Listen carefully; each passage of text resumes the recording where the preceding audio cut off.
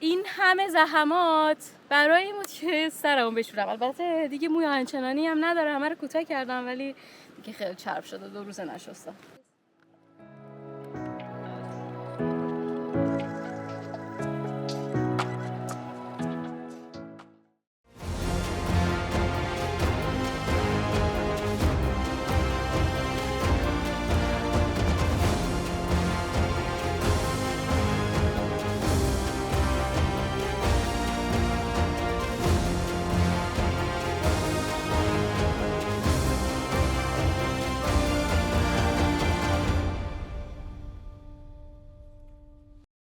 سلام، صبح بخیر. صبح در این منظر زیبا بیدار شدیم، صبحونه خوردیم، کوروش هم نشسته پای ادیت فیلم ها و منم میخوام برم این دور و بر رو چرخ بزنم و فیلمم میگیرم. بریم؟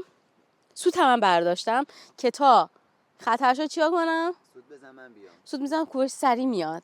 کوروشونم سلام کن کوروش. سلام، منم در غار تنهاییم دارم ویدیو ادیت میکنم. بله، کوروش هم مشغول ادیت فیلم هاست، در غار تنهاش میذارم و میخوام برم یه خورده این دور و بر رو پیاده روی کنم.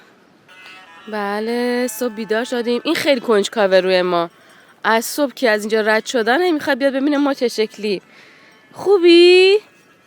بوکو نخوری ولی چیزی. چقدر خوشگلی تو، چه گوشایی داری. اون رو چرا میخوری؟ اون چی بود؟ میخوام برم طول این جاده رو پیاده روی. خیلی خوشگله. چه بادیه، انگار کلن حاضر نیست من برم آب بیارم.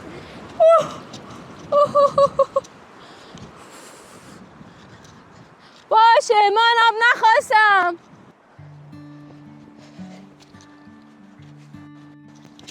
خیلی جنگل وحشیه. یه لحظه باد میزنه، یه لحظه میخواب میشه، یه لحظه بارون میاد.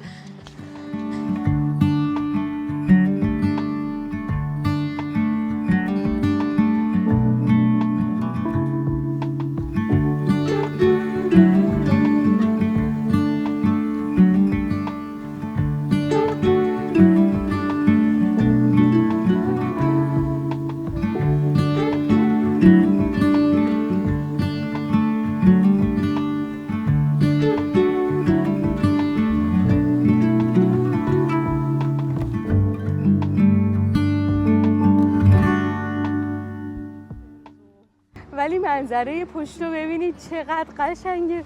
اوه، به به به به، خیلی خوشگله. دیشب یه خواب باحالی دیدم. خواب دیدم که یه قطار وایستاده و این قطار قراره بره به یه جایی که معلوم نیست و اینقدر، یعنی جای معلوم نیست، میتونه حتی به گذشته و آینده باشه. و من به دوستم زارا گفتم زارا میای بریم؟ و گفتش که برف نشست، قطارم خالی بود. و گفتم ما هیچی بر نداشتیم، نه لباس نه پول، هیچی نداریم با خودمون ببریم. بعد بذار من حداقل برم سرفیسمو بیارم، شاید سفارشی چیزی گرفتم و اینجا برسم پول در بیارم. بعدم سرفیسم برداشتم، سوار قطار شدیم و رفتیم. خوابای منم همش مثل زندگیمه.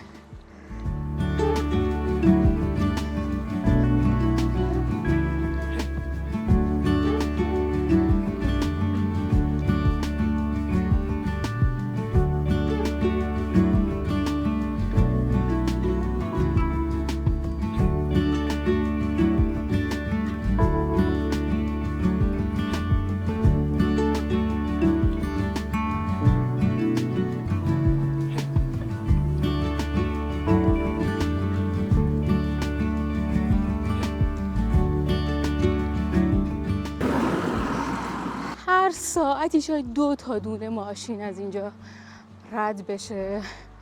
اونم به غیر از دیروز پیروز که شنبه بود و تعطیل بود، کلا دیگه خبری نیست.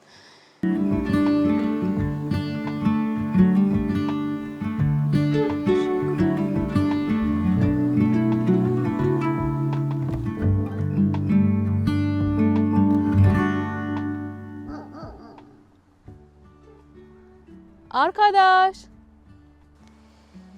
یه سگ اینجاست و من تا 2 قدم نزدیک میشم پارس میکنه. نمیدونم بسته است یا بازه و اهالی خونم نیستن که ازشون بپرسم. فکر میکنم بسته است، چون اگه بود تا حالا میومد و پاچه نداشته منو پاره میکرد. مرحبا، هلو. فکر کنم کسی نیست، شاید فقط دیروز که چیز بوده اومدن. اگه سگی بلند شه که یعنی بسته نیست و ما رو پاره خواهد کرد.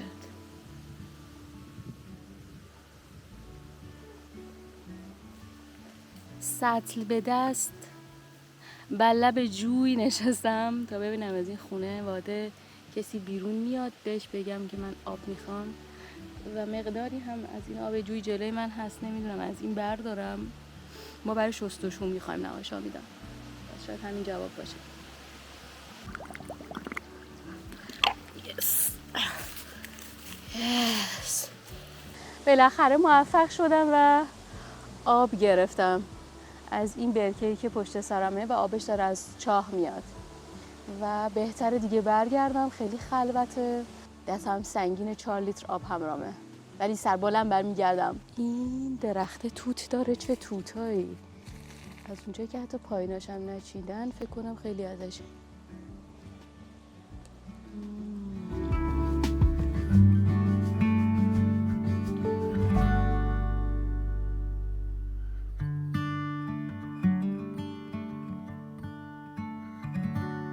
یه فکری کردم میخوام قلش بدم، خیلی سنگینه، امیدوارم سوراخ نشه،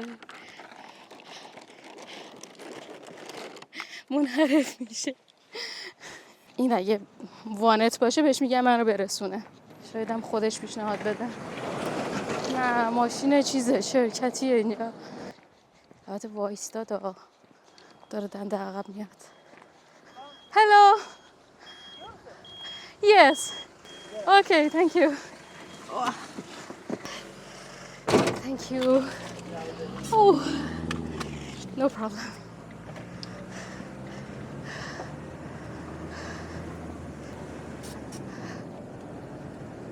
موتور؟ Yes, موتور. خودش میدونه ما کجا کم کردیم. از اینجا چقدر خوشگله. çok güzel. Yes, çok güzel. Vadi, Alyol. Here, yes. Thank you. تشکر. مرسی. تشکر. بای بای.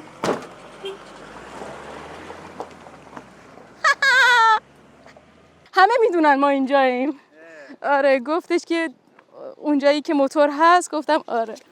این همه زحمات برای این بود که سرمو بشورم. البته دیگه موی آنچنانی هم نداره، همه رو کوتاه کردم ولی دیگه خیلی چرب شده، 2 روز نشستم.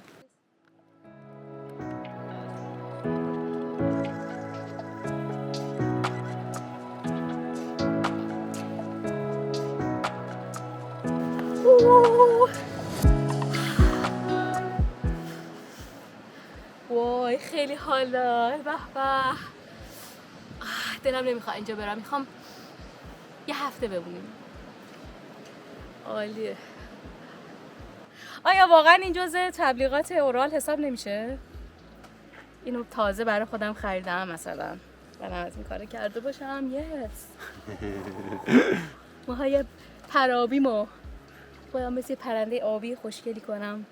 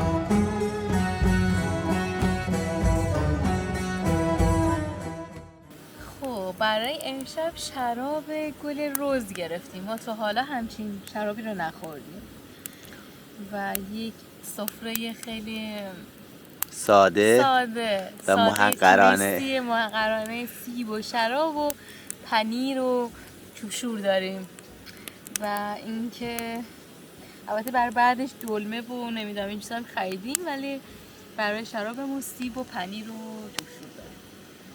مکایا رو پلی کنیم و اولین پیکو بزنیم.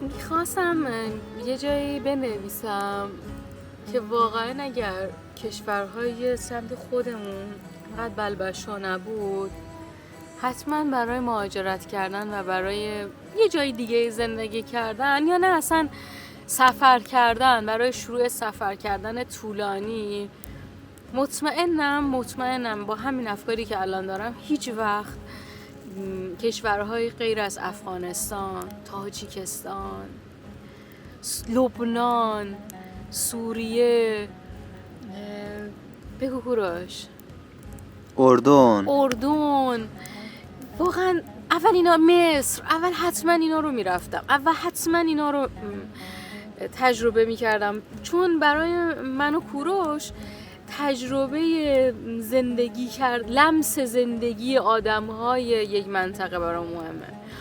آدم‌هایی که از این کشورهایی که اسم بردم آدم‌هایی هستند که گرمن، آدم‌هایی هستند که میشه بهشون وارد شد، میشه بهشون نفوذ کرد و مردم ترکیه هم همینطوره. مردمی هستن که با لبخند از تو استقبال میکنن، هر کمکی از دستشون بر بیاد برات انجام میدن. من خیلی دوستشون دارم. میخوام به سلامتی اول دوستای ترکیه‌مون و بعدش کلا مردم خاورمیانه و ترکیه داخلش هستیم و داریم باشون زندگی میکنیم بنوشم. بعد من اول، بعد کوروش. عافیت olsun. پیک سر میکشیم. تو چی میخوای بگی؟ منم همینایی که تو گفتی پلاس به سلامتی خودمون. ای جونم. به به. پیشنهاد شراب امشب، اونم شراب رز، به سلیقه کوروش بود که خوب انتخابی بود. مرسی که تا آخرین ویدیو با ما همراه بودید. یادتون باشه لایک و کامنت های شما باعث میشه ویدیوهای ما بیشتر دیده بشن. اگر مایل هستید میتونید با پرداخت مبلغ دلخواهتون از طریق لینک زرینپال در داخل ایران و یا لینک پرداخت کریپتو در خارج از ایران از ما حمایت کنید. ممنونیم از همه شما. تا ویدیو بعدی، خدا نگهدار.